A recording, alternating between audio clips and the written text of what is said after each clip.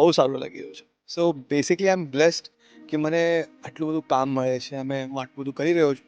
સો મારી journey started like 10 years back. આના પહેલાં હું 3-4 years મેં રેગ્યુલર થિયેટર કર્યું છે. મેં મરાઠી, ગુજરાતી, હિન્દી પ્લેસ બધા કર્યા છે. And then I got into movies.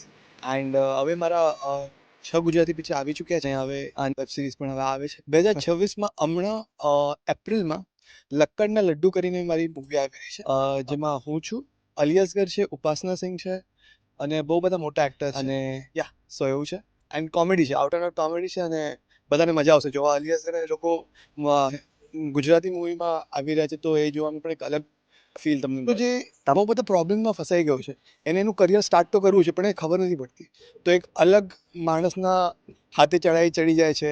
પછી એની મમ્મીના પાછળ લાગી તું લગ્ન કરી લેવાય. તો એ બહુ બધા એવા મિસકોન્સેપ્ટ છે જે અંદર આવીને એક સરસ મજાનું એક કોમેડી મૂવી. અમદાવાદમાં મારું એક અંજાને એક સહી કનેક્શન કરીને એક વેબ સિરીઝ છે જે હમણાં મારું ચાલી રહ્યું છે અને બહુ સરસ એ પણ શોર્ટ થઈ રહ્યું છે અને હોપફુલી એ પણ જલ્દી જ સારા ઓટીટી પર આવશે. ગુજરાતીમાં જે ઓડિયન્સ છે તમે જોશો કે એવરી ટાઈમ બાય ટાઈમ એ વધતા મૂવીનો રિસ્પોન્સ એટલો સરસ આવતો ગયો છે.